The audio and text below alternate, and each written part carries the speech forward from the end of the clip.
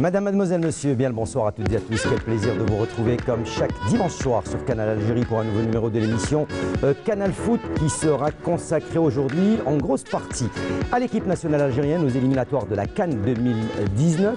Nous reviendrons également sur la Coupe d'Afrique des Nations pour la catégorie des U23. Également, nous reviendrons sur la Coupe de l'Union nord-africaine de football qui s'est terminée en ce dimanche. Nous parlerons également du tirage au sort de la Ligue des champions d'Afrique avec le seul représentant algérien, le CS Constantine, qui aura un gros morceau pour les quarts de finale. La Coupe d'Algérie également qui reprend ses droits ce week-end. Et puis bien sûr, nous parlerons du programme et du classement du championnat professionnel mobiliste de Ligue 1 et celui de la Ligue 2. Mais juste avant de démarrer cette émission, permettez-moi tout d'abord de saluer les consultants, nos amis et bien sûr notre invité du jour, à commencer par la seule dame de l'émission, en plus de notre amie Amel Ben Batouche, notre réalisatrice. Voici la Batiche, bien le bonsoir. Bonsoir. Ça va? Très bien. Ça s'est bien passé au stade Mustapha Tchaker de Blida avec l'équipe nationale? 100% football ce soir. 100% football. Voilà. Également présent avec nous, Ahmed Delaribi, notre consultant. Ahmed Delaribi, bonsoir. Bonsoir Hakim, bonsoir à toute l'équipe, bonsoir à tous nos chers amis téléspectateurs. Et puis comme chaque dimanche, toujours très ravi et content de vous accompagner. Également présent avec nous, il a fait le voyage depuis Tizi Ouzou, Mohamed Haouchine, le monteur de l'émission. Mohamed, bien le bonsoir. Oui, bonsoir Hakim, bonsoir tout le monde, un plaisir d'être avec vous ce soir.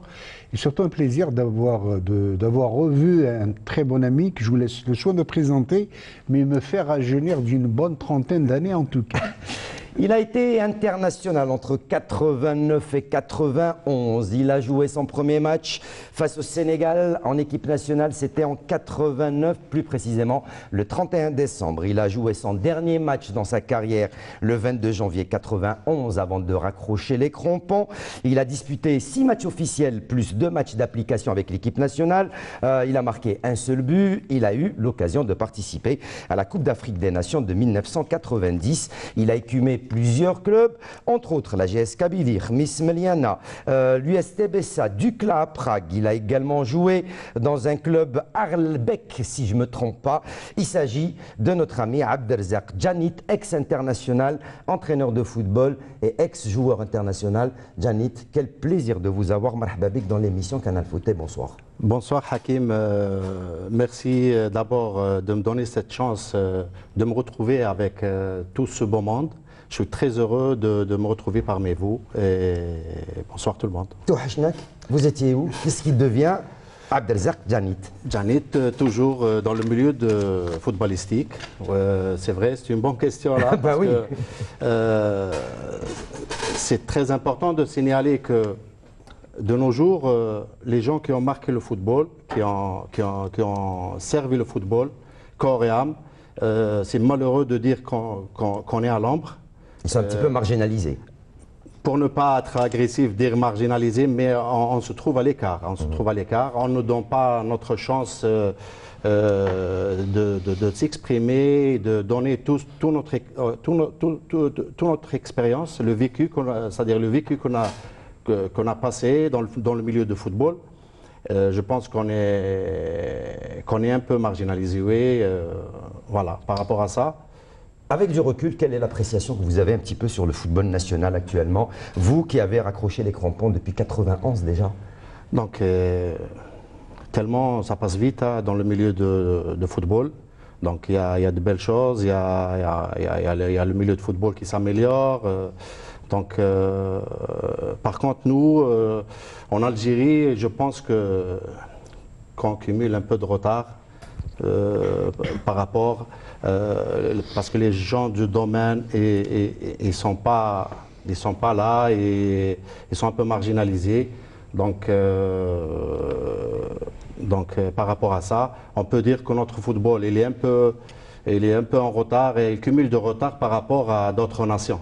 Houchin, on l'a toujours pratiquement dit, c'est vrai que c'est dommage de ne pas profiter de l'expérience de ces ex-internationaux, de ces anciens joueurs, pour qu'ils puissent apporter au moins un plus sur le plan psychologique à tous ces jeunes qui se tournent vers le football.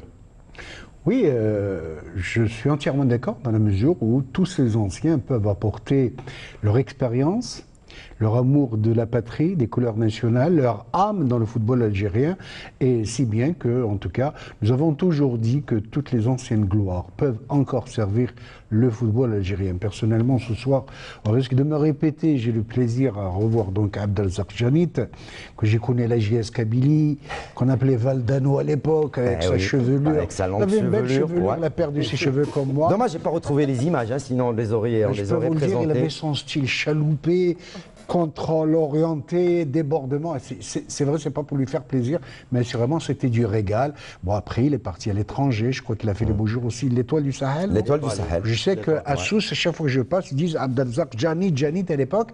Et puis il est parti en Europe. En tous les cas, c'est tout à son honneur. Et j'ai eu de ses nouvelles ces derniers temps. C'était à Montréal. À la rue Jean Talent, comme tout Algérien qui se respecte. Voici là. En tout cas, Abdelrazak Janit, je ne vais pas rajouter, hein, c'est toujours un plaisir de vous recevoir chez nous. Vous êtes chez vous, hein, sur le plateau de Canal Foot. Et vous avez dit que vous êtes toujours dans le football. Est-ce qu'on peut avoir plus d'informations? Est-ce que vous avez une jeune équipe? Vous vous entraînez? Oui. Vous drivez une équipe, une école de football? Oui, du moment que je suis un passionné de football, je partage le même quartier que mon ami Ahmed. Donc on est passionné du football, on est né dans le football, donc on aime la balle ronde. Donc je ne peux pas la quitter le jour au lendemain comme ça, je laisse tomber. Donc du moment qu'on a vu que tout est fermé. Pour l'instant. Tout était fermé, il faut le dire, il faut le signaler, et tout est fermé. Et nous, notre éducation ne me permet pas d'appeler au téléphone ou de supplier les gens. Ça va venir, je pense. Parce que nous, on aime le football. On est né dans le football. Donc, on a servi le football corps et âme. On a la preuve, le palmarès plaide pour nous. On a gagné des titres, on a fait gagner les clubs là où on a joué. Donc on a laissé nos empreintes. Et aujourd'hui? Aujourd'hui, comme j'ai vu, tout est fermé. Donc j'ai décidé, à mon retour de Montréal, du Canada, d'ailleurs l'idée, elle m'est venue là-bas. J'ai dit, qu'est-ce que je suis en train de faire ici? D'abord, les enfants de mon pays, ils sont prioritaires. Donc pourquoi on vient, on traverse tous ces kilomètres-là pour aller servir d'autres nations. Et la priorité, c'est notre pays. J'ai dit, pourquoi on se sauve? J'ai rencontré même des grandes personnalités du pays, des docteurs, des chercheurs. J'ai dit, il faut rentrer au pays. Et j'ai décidé de créer une école de foot. Une petite question qui m'est à l'esprit, Abdelrazak, pardon. Vous avez entamé votre carrière de haut niveau à la JS Kabylie. Mais à l'époque, vous étiez venu d'un petit club, l'IRB Madania, non? Quel club? Oui, c'est l'IRB Madania, le PCS. Le PCS. C'est-à-dire Ould Salambé. Ould Salambé, voilà. Donc, j'ai décidé de créer l'école. Alhamdoulilah, on a eu l'agrément. Et l'appellation de cette école? Elle s'appelle ACFK, Association des cadets footballeurs Khreissia. Je l'ai créée à Khreissia, donc un agrément wilaya. Aujourd'hui, c'est l'occasion pour les téléspectateurs, pour les parents de... Aujourd'hui, l'occasion de m'exprimer, et merci de me donner cette chance d'appeler, de lancer un appel aux autorités qui nous permettent d'avoir des créneaux. Je n'ai pas de créneau, ni siège là où exercer. Donc, je pense qu'on donne des créneaux aux gens d'extrémité, des jeunes de quartier, mais on ne donne pas aux écoles de football qui détiennent un agrément particulier, spécial, privé. Voilà, et qui exercent pour le développement du football. Donc, c'est un appel aux autorités qui nous facilitent la tâche. Parce que c'est bête de laisser notre expérience partir comme ça. On ne l'exploite pas Comme il faut. Comme il faut, à 100% dans le haut niveau. Et au niveau des jeunes, on nous prive de ça aussi. Il y a beaucoup de manque. Donc il faut bien réfléchir, il faut bien nous tendre la main et nous ouvrir les portes. Ahmed Laribé, en tant qu'ancien libéraux, vous avez un avant-centre juste à vos côtés. Donc c'est vrai que c'est dommage, c'est de la déperdition de laisser passer une expérience telle que celle qu'a vécue notre ami Abdelrazak. Oui, vous savez, mon cher Hakim, là, tout le monde en sait quelque chose. C'est vrai que tout à l'heure, Abdelrazak a lancé un véritable message en disant que j'ai un vécu, j'ai une expérience, donc je dois la mettre a priori au niveau des jeunes. C'est intéressant, mais c'est comme ça. Nous, on a cette, si vous voulez, cette culture de l'oubli. Moi, j'ai toujours crié très haut en disant qu'il faut donner la priorité aux anciens joueurs. Attention, il y a ancien et ancien Hakim. Ancien joueur qui est resté dans le milieu, un ancien joueur qui a été formé, un ancien joueur qui a un bagage, si vous voulez, sur tous les plans. Et puis, il y en a. Les compétences existent dans le football. Et puis, je pense qu'il faut tout simplement aller les ramener et leur faire confiance et leur donner les moyens. Juste deux mots, Hakim, juste alors vraiment deux mots pour féliciter ce soir, je le dis en tout cas, ce club formateur qui était l'IRB Medemnia, l'ex-UPCS, qui a donné d'ailleurs plusieurs joueurs à la JS Kabylie, je suis bien placé pour le savoir, le regretté Kamel Aouis Larahmou, Kamel Leiti Yahya, puis Abdelrazak Jani, excusé du peu. Voilà. Allez, on va rentrer dans le vif du sujet. Voici la bâtiche et on commence par la rubrique incontournable. Tout à fait. Donc ce soir, on a le plaisir de vous recevoir et vous allez suivre avec nous cette rubrique consacrée à nos pros à l'étranger. Aujourd'hui, nos pros sont ici en Algérie. Nous allons parler de cette rencontre Algérie-Gambie, du prochain match Algérie-Tunisie. Beaucoup de choses concernant l'équipe nationale. Restez avec nous. Ça sera juste après le jingle. Allez les Verts.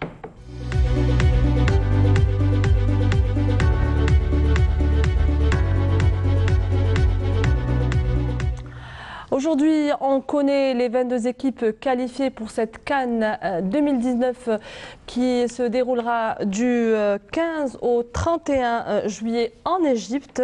Mais on commence par notre équipe, par l'équipe d'Algérie. Hakim, qualifiée déjà depuis quand même le 18 et l'Algérie qui se positionne en leader au groupe D. Donc on va parler de cette rencontre, Hakim. Eh bien, donc l'équipe nationale algérienne tenue en échec lors de son dernier match, sixième et dernier match ici à domicile au stade donc Mustapha Tchakar de Blida, où vous y étiez, on va y revenir tout à l'heure avec vous.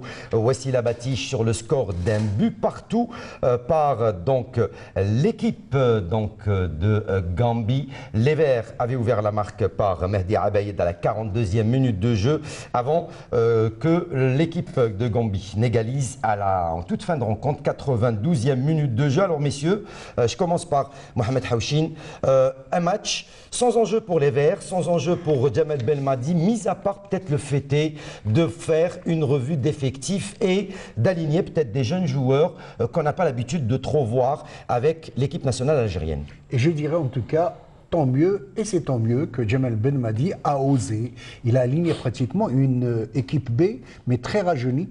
On l'a dit la semaine dernière, il pense au court terme et il pense à long terme. C'est de lancer aujourd'hui. La preuve, vous vous rappelez qu'il y a quelques années, on se plaignait qu'on n'avait pas de bons défenseurs couloir droit. Vous imaginez, aujourd'hui, on a deux beaux Florents, Youssef Attal, et voilà qu'on découvre Loussif. Mais c'est magnifique. Côté gauche, on n'avait que Roulem. Maintenant, on a Falas à côté qui joue à Spal. Dans le calcio, tout ça, c'est du bonus. Bien évidemment, le retour de Mehdi Abed, le Dijonais, qui a donné, en tous les cas, un punch, une nouvelle fraîcheur juvénile. J'allais dire la fameuse publicité pour les dentifrices, c'est de la fraîcheur, effectivement.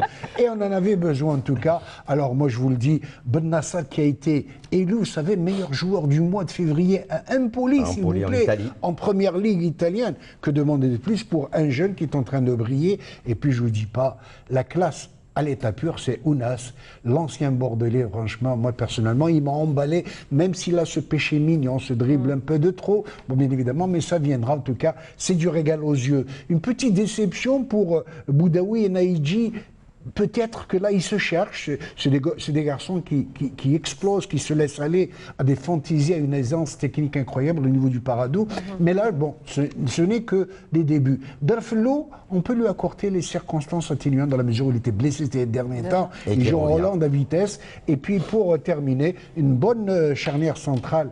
Le retour de Halish avec Abdelawi, content de l'avoir revu, lui qui s'est exilé, j'allais dire en Suisse, entre guillemets. Doha dans les buts. Et puis Doha, franchement, il a fait un beau match. Dommage qu'il a été victime de ce manque de vigilance à la dernière minute qui lui a valu. Il ne pouvait rien sur l'égalisation, mais assurément, un beau match, beaucoup d'enseignements pour l'entraîneur national Jamel Belmadi. Abdelrazak Janit, si vous venez à faire une évaluation de cette rencontre, de cette équipe alignée par Jamel Belmadi, une liste de joueurs est alignée qui était inattendue pour tout le monde. Tout le monde pensait qu'on allait peut-être revoir les fameux Mahrez, Ferrouli. Aujourd'hui, Jamel Belmadi a pris le risque pour cette dernière rencontre d'aligner une équipe toute jeune. Oui, ça dépend. Il y a des gens qui le prennent de bon augure, il y a d'autres. La critique existe toujours. Bien sûr, il y a d'autres qui... Il y a 40 millions d'entraîneurs. Oui, exactement. Bon, mais surtout la remarque technique. Si on prépare une CAN, donc ma préférence c'est de faire jouer l'équipe type, oui, à mon avis. Ça, parce que bientôt c'est la CAN, donc il faut préparer l'équipe type, même si on injecte 2-3 éléments, parce qu'il y a les automatismes, là on est en pleine reconstruction, mais si vous vous souvenez bien, le sélectionneur a dit qu'on va en Égypte pour gagner la CAN. C'est un des objectifs. Un des objectifs, c'est de gagner. Donc, à mon avis, il faut faire jouer l'équipe qu'on a en tête, l'équipe qui est déjà voir on va dire l'ossature de cette équipe. Voilà. Et on injecte 2-3 éléments prêts pour les voir et tout. Mais du moment qu'on a des joueurs sélectionnés, c'est pour être compétiteur. C'est des compétiteurs. On n'est pas laissé. Parce qu'en sélection, j'aime pas parler d'essai. C'était un match sans enjeu face à la Gambie. C'est l'enjeu. Il faut gagner. Ils n'ont pas perdu. Mais il faut gagner. Il faut savoir gagner. Même si un match. Mais on a gagné quand même une autre équipe, un plan B, une équipe B quand même. Non, en sélection, je ne sais pas si vous partagez, on ne partage pas les mêmes avis peut-être, mais une sélection, on a 23 à 26 compétiteurs. Donc, sont valables, les 26 sont valables. Donc, on ne peut pas parler d'une équipe A et une équipe B. Mais nous avons les meilleurs. Si on parle, on a les meilleurs, les 26, donc c'est meilleur. Il ne faut pas dire A et B. Ça, c'est... Même en regardant le match, les speakers ont dit que... Même Jamel Belmadi, il a dit, c'est pas une équipe B. Il a déclaré le jour de la conférence de presse. Une fois, ils ont égalisé, et on a dit que, voilà, c'est l'équipe B. Qu'est-ce qu'il ressent le joueur qui a joué, qu'on l'appelle l'équipe B? Ah ouais, ça le diminue un petit moi peu. Je me mets à la place du joueur. Ce n'est pas une équipe B. On est 26, on est tous des compétiteurs, on représente le drapeau, on est là. Donc, c'est un choix, il a fait son choix, qu'on respecte, mais il faut tirer des conclusions. Ahmed Laribi. Oui, je voudrais tout simplement terminer en disant que on a vu à travers Belmadi que c'est un entraîneur, vous avez tout à l'heure dit qu'il a pris des risques. Vous savez, un entraîneur intelligent, il prend des risques. Oui, premièrement. Deuxièmement, il a toujours eu cette idée de mettre son mode de fonctionnement à l'œuvre. On l'a vu, il a préparé un 11 que je trouve vraiment inédit parce que c'est des joueurs qui n'ont jamais joué ensemble. Il les met dans une rencontre officielle africaine. Ça, c'est bien. Mais indépendamment du jeu, vous savez, la possession de balle et la conservation du ballon côté algérien était de 90 à 90%, 95% pardon, au point de vue pourcentage. J'ai toujours dit qu'une possession de balle n'a jamais garanti un succès. Là, on l'a eu, nos dépens. À 4 minutes de la fin, on se fait avoir. Et puis, concernant les joueurs qui ont joué, c'est vrai que tout le monde a parlé d'équipe B. Abdelrazak a très bien dit, il n'y a pas d'équipe A et pas d'équipe B. Il y a 26 joueurs qui sont là, les meilleurs doivent jouer. Et puis ce qui est intéressant dans cette rencontre, c'est qu'il n'y a pas eu, si vous voulez, l'enjeu, on dit que l'enjeu tout le jeu, mais c'était beaucoup plus un test d'évaluation individuelle pour chaque joueur. On a vu un Ounes avec sa vivacité, avec ses débordements déroutants. On voit que c'est un très bon élément. Mais en une seule rencontre, face à une équipe que je considère comme moyenne, juste modeste, Il faut attendre. On ne peut pas juger un joueur en 90 minutes. On peut le jouer sur la régularité et sur la constance. Il y a encore un match amical, on en parle dans quelques instants. Oui, justement, pardon, si vous me permettez, la Tunisie, ça va être un véritable match test. On va en reparler dans quelques instants. Je rappelle seulement qu'à l'issue de cette rencontre, les Verts terminent à la première place du classement avec 11 points. Et puis, il y a quelques instants, donc c'est le Bénin qui s'est imposé sur le score de 2-1 face au Togo avec des réalisations signées 13e minute de jeu, Djigla qui avait ouvert la marque pour le Bénin, l'égalisation d'Adebayor à la 72e minute de jeu et Steve Mounier 86e qui va sceller le sort de cette rencontre et offrir la victoire au Bénin qui rejoint l'Algérie pour la phase finale de la Coupe d'Afrique des Nations. Voici la Batiche, vous étiez au stade Mustapha Tchaker vendredi pour cette 6e et dernière journée et ce match entre l'Algérie et la Gambie.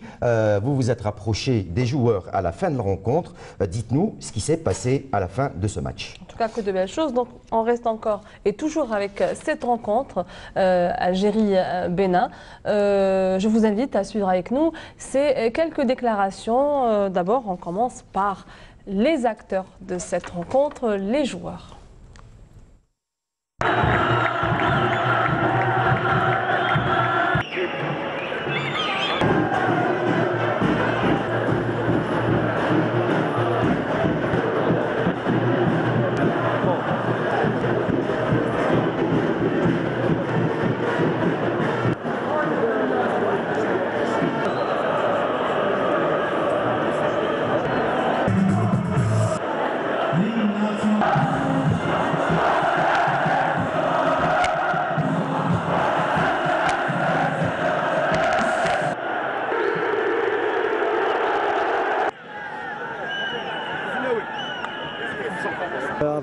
avec énormément de talent يعني إمكانيات كبيرة يعني لازم نعاونوهم نعطوا لهم. Le coach a choisi de faire tourner, d'essayer plusieurs jeunes dès le début du match. Je pense qu'on a assez bien joué. Malheureusement, à la fin, on a pris ce but-là qui nous a mené au match nul, mais la victoire n'était pas déméritée. Je pense qu'il va mettre une autre équipe. Après, c'est lui qui choisit. Mais je pense que ce soir, l'équipe qu'il a choisi de mettre dès le début ne l'a pas déçu. Très bien. Et pour le public je les remercie. Voilà. Je les remercie du fond du cœur. Parce que c'est la première fois que je suis titulaire ici au Bled. Et Inch'Allah, ils continuent à nous supporter comme ça et qu'ils nous suivent jusqu'à la Coupe d'Afrique, Inch'Allah. Ouais, je trouve que c'est dommage parce qu'on contrôlait le match, on a bien joué, on a bien fait ce que demandait le coach. Et après, à la fin, on prend ce but un peu qui gâche tout. On n'était pas beaucoup en réussite aussi, on pouvait plus marquer. Mais dans l'ensemble, il faut être plus concentré, parce qu'un match jusqu'à la 95e, c'est ce qu'on a vu, on a pris un but à la fin. On a le match pendant toute la partie. Malheureusement, en fin de partie, on reçoit les buts derrière. Mais bon, alhamdoulilah, il y a eu pas mal de joueurs qui ont eu leur chance. Donc, alhamdoulilah, je pense qu'on a fait une bonne image. Peut-être مع الوقت l'équipe ماشي مداري يلعبوا كيف كيف. Peut-être مع الوقت نحسنوا النتائج إن شاء الله. Je suis très content et très fier d'avoir marqué mon premier but international. Voilà, c'est pas une fin en soi, il faut que je continue comme ça. Malheureusement, j'avais pas eu de chance avec l'équipe nationale. J'enchaînais beaucoup avec le club, mais dès que c'était l'équipe nationale, il m'est arrivé un pépin physique. Et aujourd'hui, grâce à Dieu, voilà, tout va bien et j'ai pu montrer ce que je sais faire au peuple algérien. Bon, l'équipe تاع اليوم كما تشوف équipe كاع جديدة، les 11 كانوا جدد. ما كاش بزاف، ما خدمناش بزاف باسكو ما عندناش بزاف ملي دخلنا 3 جور ولا هذوك لي 3 جور خدمنا مليح مع لونطرينور سي يفهمنا سي باش نكونوا مليح في هاد لي دوماج. كما تشوف ليكيب لعبت مليح وما كناش بالك خصنا كرينا بوكو دوكازيون بيتيت كنا قادرين نماركو 3 و 4 بيت ما ماركيناهمش. بصح هذا الماتش شغل تاع باش نوجدوا لا كوب دافريك باش لونطرينور يشوف لي جوار دوكا نزيدوا نخدموا هكذا. مازالنا ماتش واحد ان شاء الله نزيدوا نخدموا هذا الماتش. لوسيف كما تشوفوه في بارادو كما تشوفوه في ليكيب ناسيونال سي ان بون جوار واليوم ادى المباراه ديالو الله يبارك. ان شاء الله نتمنوا له التوفيق ونتمنوا له يكمل هكذا. Inch'Allah. Et j'étais accompagnée avec mon collègue Mohamed Chemani, donc je le remercie pour ces interviews. Je reviens à vous, Monsieur Jahnit. Donc, qu'en pensez-vous de ces jeunes, de ces joueurs et de cette rencontre et aussi de ce but signé par Abaïd? Oui. Le match, il faut le souligner, il a joué dans des conditions un peu particulières parce que d'habitude l'équipe nationale suivait le stade archi-comble. Donc malheureusement c'est le seul point qu'on peut dire entre guillemets négatif, mais rien n'empêche que le dévouement des jeunes, nos jeunes immigrés qui viennent servir leur équipe nationale, les couleurs nationales avec tout cet enthousiasme. Il faut le signaler, et c'est des joueurs talentueux, pleins de talent, qui jouent dans des grands clubs européens. Donc c'est de bon augure pour le futur, mais il faut les prendre sérieusement, il faut toujours les regrouper parce que, attention, il faut les faire jouer ensemble pour espérer à de meilleurs résultats. En tout cas, ça ne peut que leur faire plaisir ce soir. Ils nous regardent aujourd'hui de Sidi Moussa. Ils nous suivent de très près, l'émission de Canal Foot. Et je vous invite là tout de suite à écouter l'interview juste après le match du maestro de l'équipe nationale. C'est le chef d'orchestre, Jamal Belmadi. Une nouvelle équipe, une jeune équipe. Bon, on a vu un peu tout de cette nouvelle équipe, de cette jeune équipe comme vous l'appelez. Beaucoup d'enthousiasme, beaucoup de bonnes choses, beaucoup de jeux, des situations de tuer le match plusieurs fois. Et in fine, avec cette dernière, ce qui laisse le petit point noir de cette soirée, c'est justement de concéder un but sur une non-action, un long ballon comme ça, du hurrah football. Mais bon, il faut être capable de gérer ce genre de fin de match. Voilà, c'est peut-être une expérience. Assez satisfait de ces jeunes joueurs qui ont montré pas mal de choses, pas mal de belles choses. Après, je vous ai dit, ça peut pêcher, on a pêché un petit peu dans l'efficacité d'un match qui aurait dû finir par au moins 2-3-0. Ça finit au match nul. Donc c'est la petite chose sur laquelle on va devoir apprendre vite. Non, mais comme je l'avais dit à la précédente conférence de presse, on a deux oppositions, donc j'avais dit que j'allais faire jouer le plus de joueurs possible pour un peu voir tout le monde. Donc on fera ça. Il y aura encore une autre équipe et voilà, on aura comme ça vu pas mal de choses et tiré pas mal d'enseignements. J'espère qu'il viendra nombreux. C'est peut-être déjà avant tout remercier Hadou Djaoulioum. Dans toute cette pluie, on sait que c'est un jour de manifestation, donc déjà les remercier vraiment, et puis j'espère que voilà, il y aura encore plus de monde qui viendra mardi pour une belle rencontre contre la Tunisie. Merci beaucoup, coach. Merci à vous. Merci, c'est très gentil. Alors, Ahmed Laribi, aujourd'hui on peut dire que le sélectionneur Jamal Belmadi a concrétisé son plan. Oui, ce que je voudrais dire sur Belmadi, on l'avait déjà dit aux précédentes émissions. Mais ma question, est-ce que c'est possible donc, parce qu'il avait parlé de concrétiser, de faire rentrer ces jeunes équipes, pour ne pas dire l'équipe B ou l'équipe A. Donc il a quand même su comment... Vous savez, la force de Belmadi, c'est quelqu'un qui n'a pas peur des joueurs, ça il faut le souligner. Et puis, avec son mode de fonctionnement, il met d'abord ses idées en application, ça c'est très intéressant. Et puis, il parle de turnover, c'est bien. Il sait ce qu'il veut, il a son équipe en tête. Maintenant, il essaie de voir les meilleurs. Et puis, je peux vous dire aussi là que ce qu'a fait Belmadi n'est pas nouveau dans le football moderne, tout simplement parce qu'il a créé la concurrence. Et quand vous créez la concurrence, vous avez le choix de choisir les meilleurs parmi les meilleurs. Et c'est ce que veut Belmadi. Ça, c'est intéressant à souligner. Et puis, moi, j'ai trouvé que c'est un sélectionneur qui a le profil de coacher une sélection. Parce que, d'abord, indépendamment des risques qu'il prend aussi là, il est là et il n'a peur de personne. Ça, c'est intéressant, c'est bon à souligner. C'est courageux? C'est vraiment très courageux. Il n'y a pas beaucoup de sélectionneurs qui sont là. Et puis, toujours est-il, je reviens un petit peu à ce qu'avait dit tout à l'heure Abdelzak. C'est vrai, on a vu rarement un sélectionneur aligné en compétition officielle une équipe qu'on n'a jamais vue. Ça, c'est bien. J'ai dit tout à l'heure, c'est inédit. Et puis, il y a un deuxième match mardi. Et c'est toujours un début. Tout un début. Tout un début, voilà. Alors là, juste après cette rencontre à Algérie-Gambie, nous allons suivre avec vous une partie de la conférence de presse qui a regroupé les deux sélectionneurs. Non, il y a quelques raisons pour ça. Je ne sais pas que je dois dire tout. Au début, naturellement, c'est l'Algérie une très grande équipe. Comme j'ai dit, Gambie n'a pas gagné un match extérieur pour 36 ans. C'est clair qu'on doit gagner ce match pour être qualifié dimanche. Mais comme j'ai dit, il y a un cas contre un joueur du Togo qui n'est pas togolais. C'est maintenant au TAS, Tribunal Arbitrage du Sport au Suisse. Et quand on gagne ça, nous sommes qualifiés. Pour cette raison, le 1-1, c'est un match résultat très important pour nous. Mais ok, on doit voir qu'on gagne ce cas. Mais je suis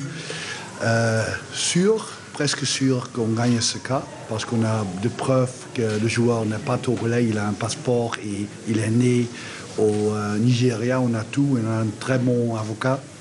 Normalement, on gagne ce cas et cette raison, nous sommes heureux avec les résultats 1-1. Ont été très satisfaisants, on fait une belle rencontre. Après, moi je suis franchement, il y a un dicton qui dit en anglais, if you're good enough, you're old enough. Si je veux même pas parler d'âge, si tu es là, c'est que tu as la possibilité de jouer. Moi je fais pas de cadeaux. Hein. C'est pas parce qu'ils sont, je suis pas là pour tester. Est-ce que c'est des joueurs qui ont mérité leur sélection. Ensuite, c'est vrai que pour passer à l'étape supérieure, à savoir s'inscrire dans la liste définitive qui va être à la CAN, mais il faut faire des belles performances. Ils ont l'occasion aujourd'hui de montrer s'ils étaient capables de faire. Il y a eu des bonnes choses.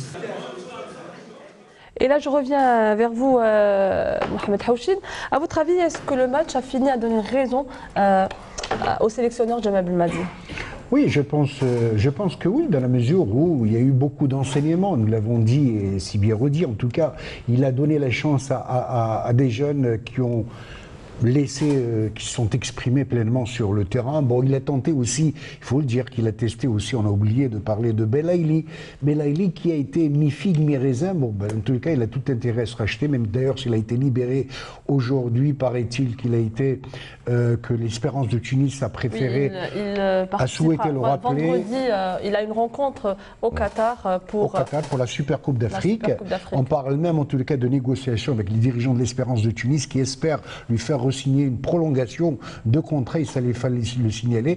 Mais en tous les cas, mon ami Abdelrazak Janit, tout à l'heure, quand on parlait d'équipe A ou d'équipe B, pas de première équipe et de deuxième équipe, mais disons, l'équipe B, ça reste l'antichambre de l'équipe nationale. Et aujourd'hui, c'est comme des arbustes, il faut toujours prévoir des arbustes pour essayer de rajeunir et bien évidemment de relancer une pépinière. Et c'est dans ce sens-là, bon, je pense que pour en tous les cas, le choix qu'il a assumé, Djemal Belmadi a fini, comme l'a dit Wassila Batiche, de lui donner raison dans la mesure où il y a eu beaucoup de très belles satisfactions. Il y a eu du bon et du moins bon, mais je pense qu'il y a eu beaucoup plus de bons que de moins bons. Bien évidemment, ce mardi, on en parlera tout à l'heure, il y aura une toute autre équipe, bien évidemment, avec des joueurs plus aguerris en fonction, comme vous l'avez si bien dit, de préparer la Coupe d'Afrique des Nations juin en Égypte. Et je vais l'annoncer ce soir, cette rencontre sera diffusée sur Canal Algérie, commentée par notre ami Mohamed Haouchine, accompagné de notre consultant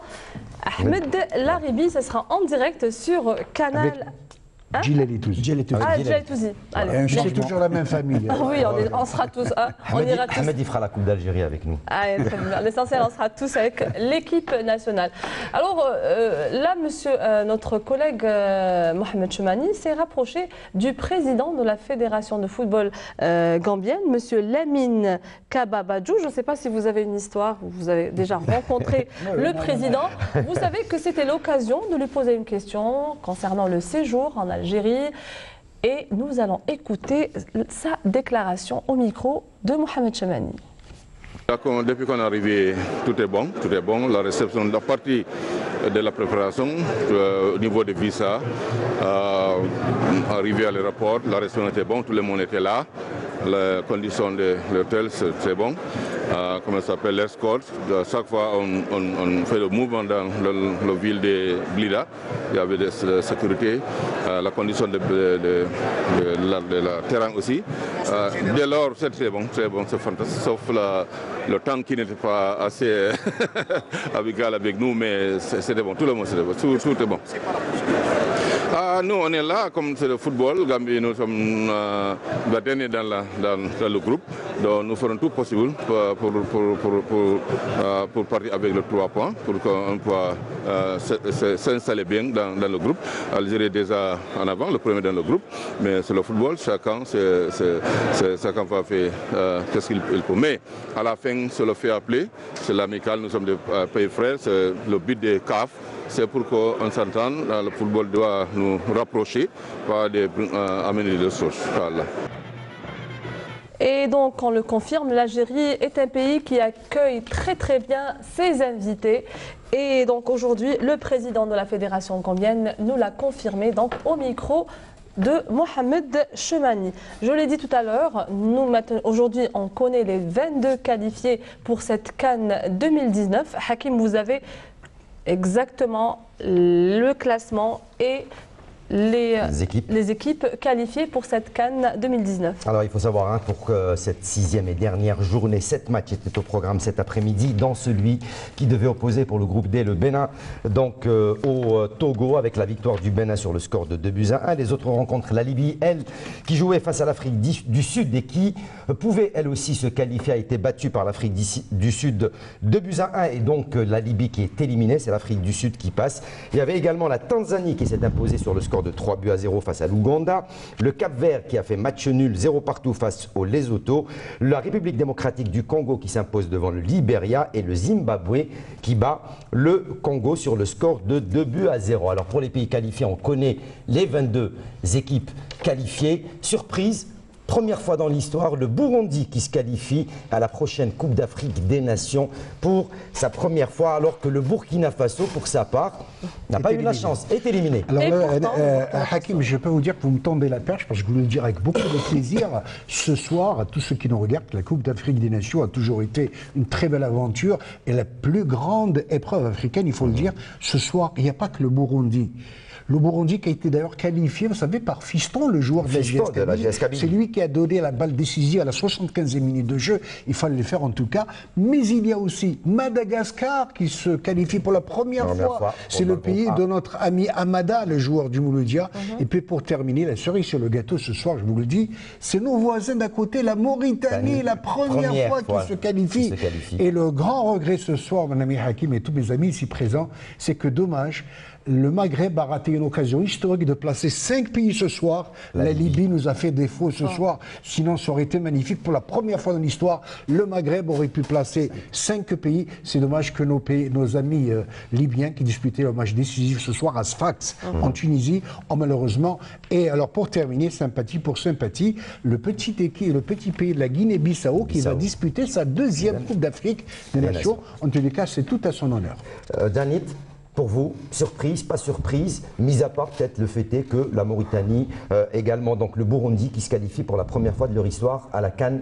Voilà, ça c'est les ingrédients de chaque CAN. Donc il y a toujours l'outsider, qui vient mettre la cerise sur le gâteau. On est heureux parce qu'il y aura les meilleurs, ils seront là, donc ils sont présents. Il y a quelques déceptions, quelques grosses cylindrées qui ne seront pas là. Oui, mais pratiquement les habitués ils sont là, les ténors ils sont là. Donc le Togo ne sera pas là, la Libye ne sera pas là, l'Éthiopie ne sera pas là, la Zambie ne sera pas là. Les ténors ils seront là. Alors pour vous, les ténors, c'est voilà, le Nigeria, la Côte d'Ivoire, l'Égypte, les habitués. On aura les gros derbies, le Maroc, la Tunisie, surtout qui sont en forme et l'envisagent, c'est-à-dire de bonnes prédispositions pour réussir une grande CAN.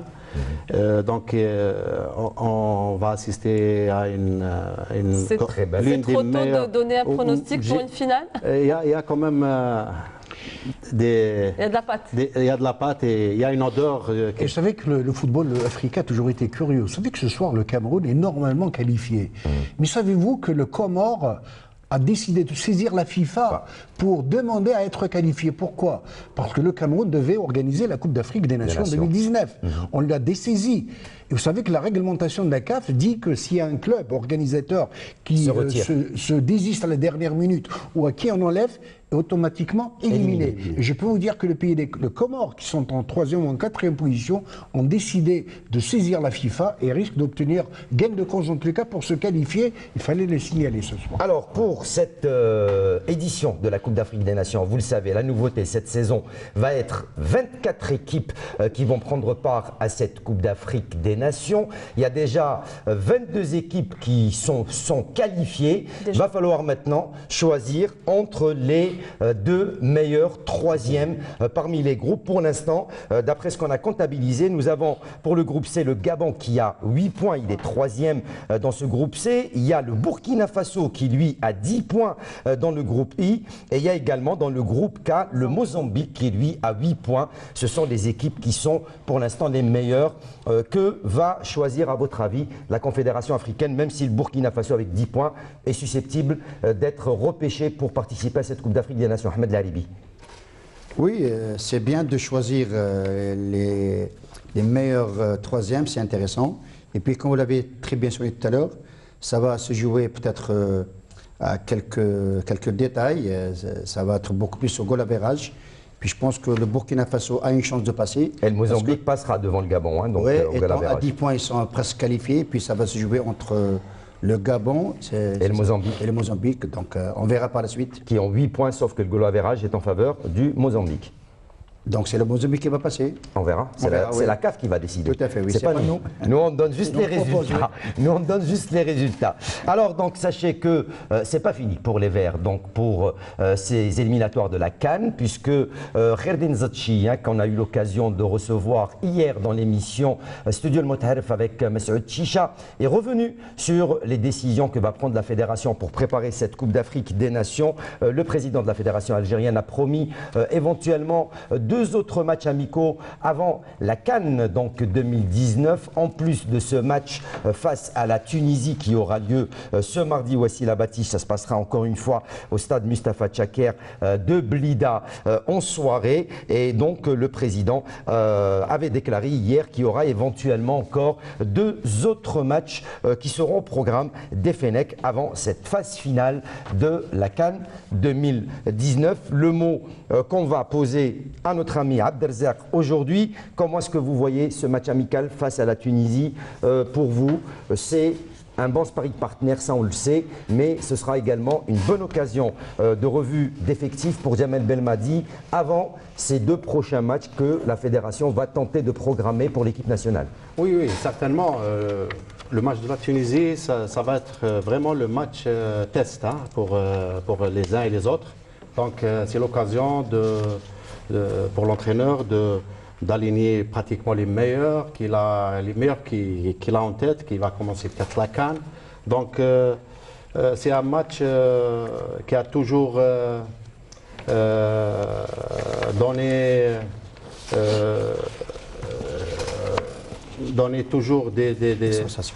toujours des sensations. Donc c'est un derby entre maghrébins. Donc ça a toujours donné de meilleurs spectacles.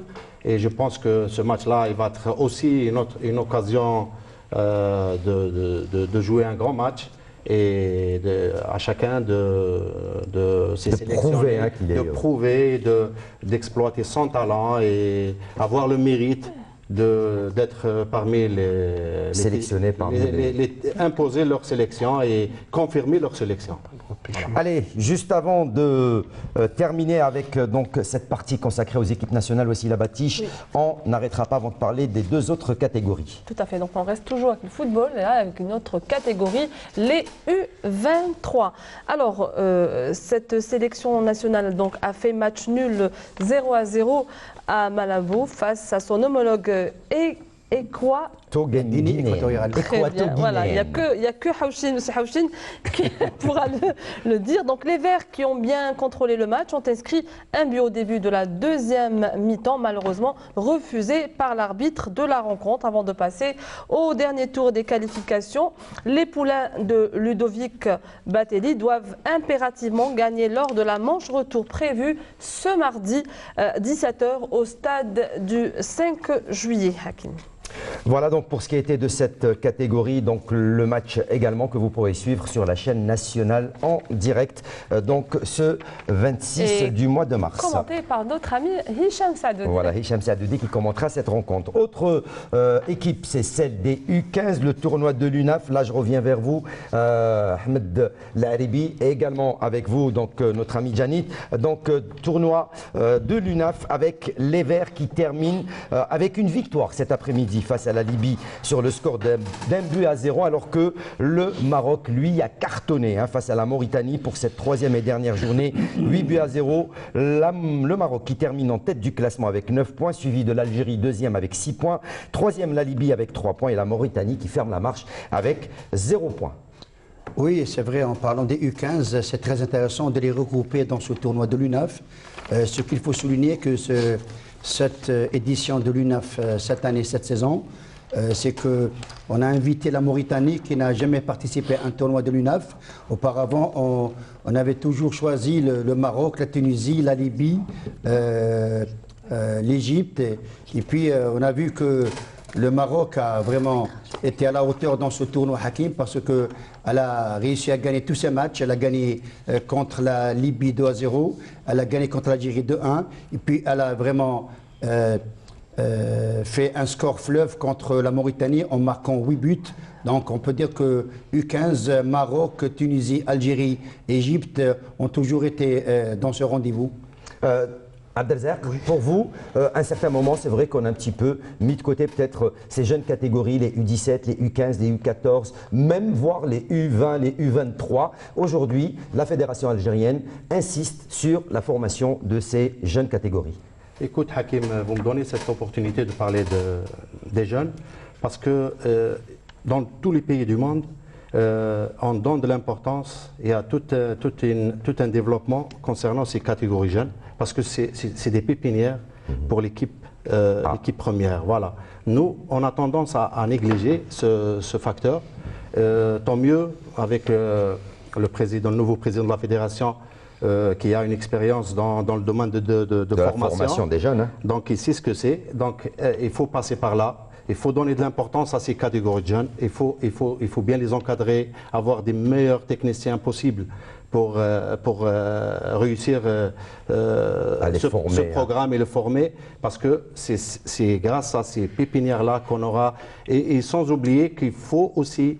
on a tendance à négliger. Il faut qu'on s'organise au niveau des clubs parce que notre championnat n'est pas régulier et c'est pour cela que le sélectionneur n'a pas l'embarras de choix là devant ses mains. Du moment qu'il n'y a pas de joueurs qui s'imposent au niveau de notre championnat, ce n'est pas parce qu'il n'y a pas de talent, c'est parce qu'il n'y a pas, c'est pas régulier dans notre championnat. On n'est pas régulier. Donc il faut, c'est des grands points à soulever, souligner et travailler là-dessus pour réussir à l'avenir, Inch'Allah. Allez, juste avant de parler d'une autre compétition, voici la bâtiche, une info concernant l'arbitrage féminin. Ah oui, très bonne nouvelle pour le football féminin, messieurs. Tu ne diras pas le contraire. Bah oui. Je ne pourrais pas le dire.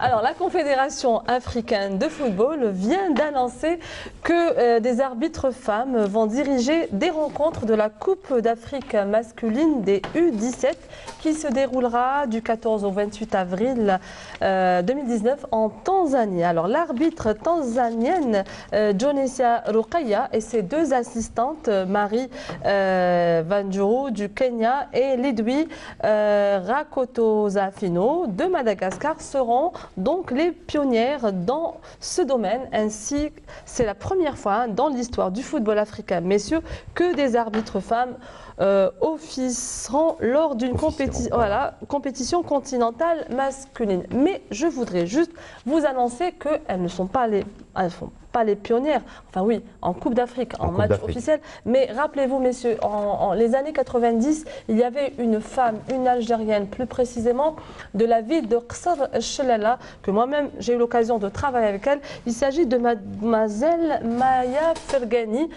Voilà, hein, est-ce que vous vous rappelez, surtout monsieur Laribi, comme vous connaissez, spécialiste du football féminin. Donc cette dame de Qsar Chelala était aussi la pionnière en Algérie. Et un petit coucou à cette grande dame avec beaucoup de courage. Allez, puisqu'il nous reste à peine 11 minutes avant la fin de ce numéro de l'émission Canal Foot, ça passe très très vite. On va changer de compétition, on va parler de Ligue des Champions avec le CS Constantine. Ce sera juste après le jingle.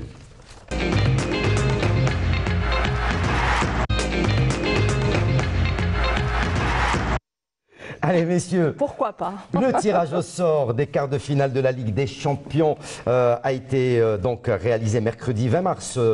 Donc ça s'est passé et le CS Constantine qui connaît son adversaire, ce sera face à l'équipe que vous connaissez, le S Tunis, donc pour le match aller qui se jouera donc entre le 5 et le 6 avril prochain, la manche retour entre le 12 et le 13 avril prochain.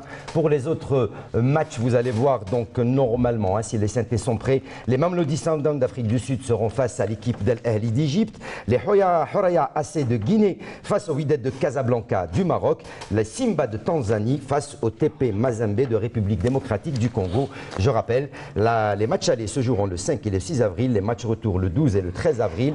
Les demi-finales par contre se joueront pour leur part entre le 26 et le 27 avril, les matchs retour le 3 et le 4 mai, alors que la finale de cette Ligue des Champions se jouera le 24 ou le 25 mai pour le match aller et le 31 ou le 1er juin 2019 pour la manche retour. À votre avis, le CS Constantine est-il ou n'est-il pas capable de s'imposer face à une équipe dans laquelle vous avez déjà joué par le passé?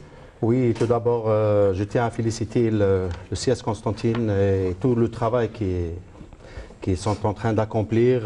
Ça fait quelques années. Donc, ils ont tout, sincèrement, ils ont tout pour espérer aller jusqu'au bout de cette compétition. Voilà, donc je tiens à les féliciter d'arriver à ce stade déjà de la compétition. Tout à leur honneur, ils ont cravaché, ils ont travaillé, ils ont bien travaillé même, avec des supporters pareils, avec une direction stable, à leur tête M. Arama, qui connaît bien la maison, il connaît le football, c'est un gars du métier, donc c'est à féliciter.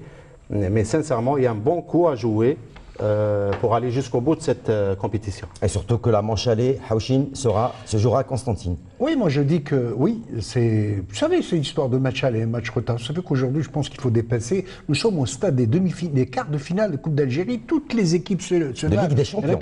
La Ligue des Champions, pardon. On dit non, le S Tunis, le CSC n'a pas été gâté. Moi j'écoutais jouer l'Espérance de Tunis, ou El du Caire, ou le Wydad Casablanca, ou le TP Mazembe, il faut le faire. Je pense que là, c'est un problème de conviction. On appelle ça de conviction. Et on l'avait dit la semaine dernière, lorsqu'on sait que le CSC a la chance d'avoir un entraîneur expérimenté sur le plan africain qui s'appelle M. Denis Lavagne.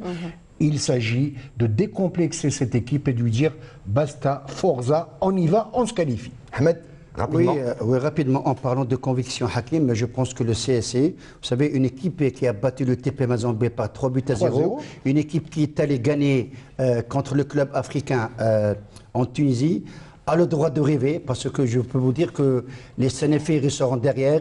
Et puis, quand on voit cette équipe de CSC Hakim, on peut dire que c'est une équipe qui a vraiment un certain niveau. Elle a emmagasiné un capital expérience énorme. Et puis, c'est vrai, indépendamment des deux défaites qu'elle a eues dernièrement, mais étant déjà qualifiée, mais je peux vous dire d'ores et déjà que le match aller va se jouer dans des conditions vraiment très compliquées, parce que là, il faut essayer de gagner, ne pas encaisser. Il faut gagner. Quel que soit le résultat, au match retour, Hakim, voici là, au match retour, je peux vous dire qu'il va y avoir 7 ou 8 000 Sénéfirs qui vont partir accompagner leur équipe. Ah, ça, c'est une bonne chose. On va faire un petit tour avec eux? Pourquoi pas? Ben oui, pourquoi pas? Avec Allez, Inch'Allah. Alors, messieurs, on passe à une autre compétition, Dame Coupe. Hein. Je ne suis pas la seule aujourd'hui. Donc, Dame Coupe, c'est elle qui choisit son vainqueur. Son vainqueur, voilà. Et aujourd'hui, nous allons donc vous donner le programme. Donc, la commission d'organisation de la Coupe d'Algérie vient de dresser le programme des rencontres des quarts de finale. Retour de la catégorie des seniors. Alors, le Nasr Hossein jouera face au CRB le 28 mars 2019. Le MC Oran face au CS Constantine. Et le PAC Paradou le 30 mars face face à la GSM Béjaïa. Et on rappelle que l'entente de Sétif est déjà qualifiée pour les demi-finales.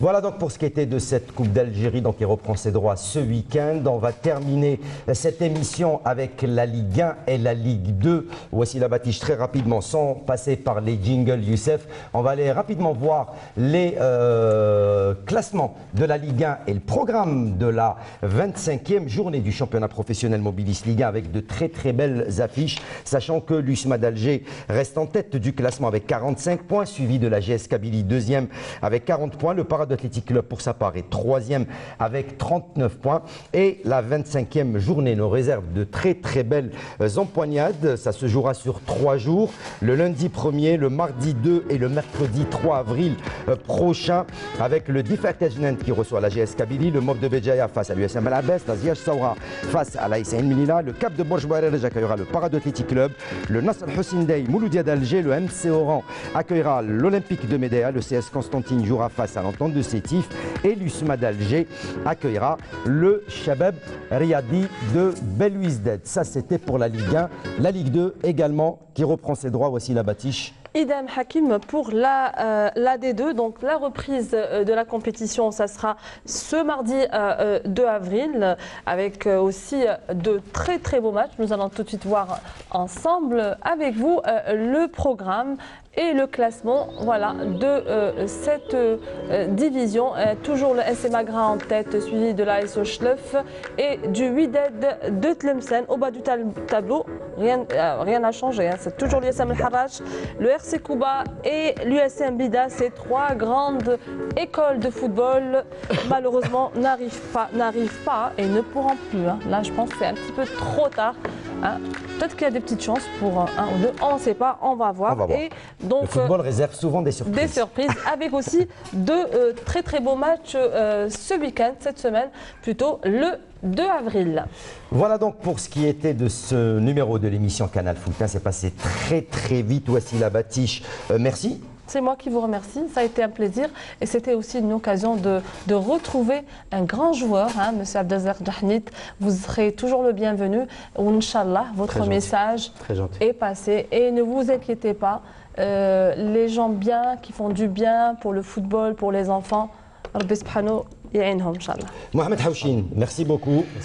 C'était un plaisir comme chaque dimanche. Oui, avec beaucoup de plaisir, bien évidemment. Vous savez que les belles choses se consument rapidement, c'était court. En tout cas, on vous donne un rendez-vous après-demain pour Algérie-Tunisie, en tous les cas en direct du stade Chaker de Blida, 20h45 à l'écoute. Ahmed Laribi, merci. Et je pense que vous avez également 2 condoléances à nous présenter ce soir. Oui, merci à vous d'abord Hakim. Et puis juste pour la petite précision, le derby entre le Najd et le MC Alger, il a été décalé au 4 avril. Au 4 avril. Non, pas 2. Voilà. Et puis concernant les condoléances, je dirais tout simplement nos sincères condoléances à l'ancien joueur de l'USM Alger, que Mohamed et Abdelrazak connaissent très bien. C'est M.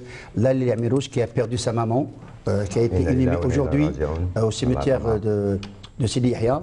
Et puis il y a aussi la famille Houri d'El Madania, suite à la perte de leur fils Nabil qui a 33 ans. Donc on leur présente toutes nos sincères condoléances. Nos sincères condoléances aux familles des défunts. Abdelrazak Jahnit, merci. J'espère que vous avez passé un bon moment avec nous.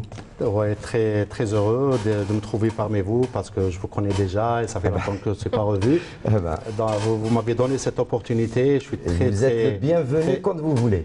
Bien sûr, merci, je vous remercie. Et je joins mon ami Ahmed je présente mes condoléances à Amirouche, mon ami. Parce qu'il n'a pas assisté à l'enterrement. Je n'ai pas assisté pour des raisons personnelles, voilà. Donc je tiens à lui présenter toutes mes condoléances, mes sincères condoléances à toute sa famille, à lui. Et Inch'Allah, le bon Dieu l'accueille dans son vaste paradis. Voilà. Et aussi, mon dernier mot, j'ai promis à nos amis du Canada, Mohamed, tout spécialement Hakim Nouri et Amirouche Belhaoues, Donc, tous nos frères là-bas, nos compatriotes, on les salue, un petit coucou et j'espère qu'ils vont rentrer très bientôt chez eux. Et voilà. À tous nos amis du Café Tijda, Saint-Juillet. Ouais. Merci à vous. Par la même occasion, permettez-moi également, au nom de toute la télévision algérienne, au nom de tous mes collègues du service des sports, de présenter également nos sincères condoléances à la famille Khoudia pour la perte de notre ami donc Rachid, donc le directeur photo qui nous a quittés. Inna lillahi wa inna ilayhi raji'un. Et bien sûr, on demande à Dieu de l'accueillir en son vaste paradis. Et encore une fois, nos sincères condoléances à toute la famille Khoudia pour la perte de Rachid.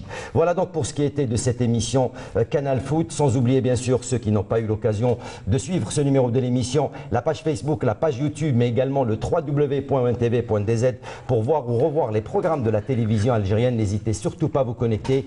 Merci à toute l'équipe de la Régie 2 d'avoir veillé à la retransmission de ce numéro de l'émission Canal Foot. À leur tête, notre réalisatrice Amel Ben Batouche, notre script Youssef Issad et également toute la clique qui est en haut du côté de la régie. Merci à vous, chers amis téléspectateurs, de nous avoir reçus chez vous, de nous avoir prêté attention. Je vous souhaite de passer d'agréables moments à la suite des programmes de Canal Algérie. Prochain rendez-vous sport ce lundi en compagnie de Mortal Hamani, 52 chrono à partir de 16h50. Jusque-là, ciao, bonsoir, bye.